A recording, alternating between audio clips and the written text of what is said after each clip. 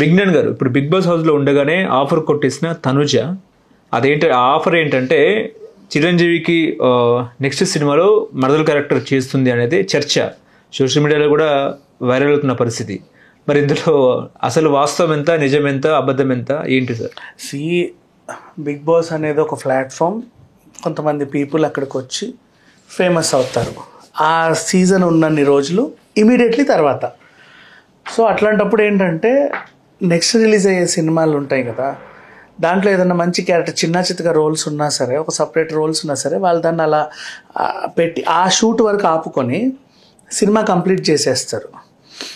ఎప్పుడైతే big boss అయిపోయిన వెంటనే వీళ్ళు బయటకు వచ్చేస్తారో గబగబా వాళ్ళ మీద ఆ షూట్ కంప్లీట్ చేసేస్తారు.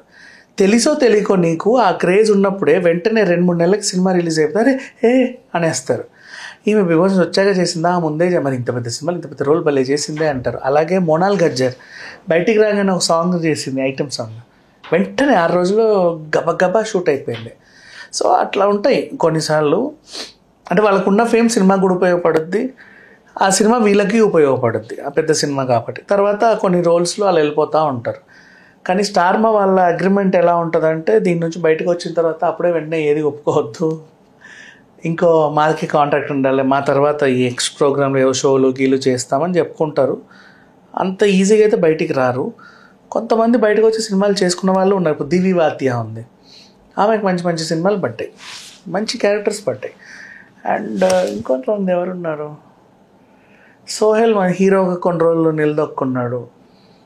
ఇంకా హరితేజ బోల్డ్ అనే క్యారెక్టర్లు చేసింది, చేస్తానే ఉంది.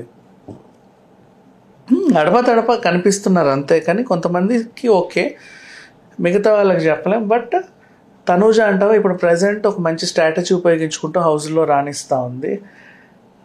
ఆమెకి దీనికంటే బంపర్ ఆఫర్ ఇంకోటి చెప్పను నేను, 1 hour ఎపిసోడ్లో 40 minutes తనూజే ఉంటుంది. ఇప్పటివరకు ఏ సీజన్లో ఉండదు అలా. 1 hour ఎపిసోడ్ చూడు, నేను 40 నిమిషాలు కనపడుతుంది తనూజ. అట్ట కనిపిస్తుంది. మరి మిగతా వాళ్ళందరూ నువ్వు కవర్ చేయకుండా ఎట్లా ఎలిమినేట్ చేసి పంపిస్తావు? నీకు ఆమెను విన్నర్ చేయాలంటే చేసుకో, ఆమెనే చూపిస్తాడు. తనేమో ఎప్పుడు ఫేకో ఎప్పుడు ఏంటో అర్థం కాదు, కావాలని అందరితో బాండింగ్స్ పెట్టుకొని లాస్ట్ మూమెంట్లో వాళ్ళకి హ్యాండ్ ఇస్తుంది. దివ్యల మాదిరిని కూడా అంతే, రాజా అంటే లాస్ట్కి ఆమె దగ్గర ఒక సేవింగ్ కార్డు ఉంది, వాడుద్దేమో అని ఎదురు చూసింటే నేను ఇయ్యపో అనింది. అదొకటి. నీకు ఇవ్వకపోతే నువ్వన్నా దాచుకున్నావా, లేదు ఇంకొకరికి వాడావు.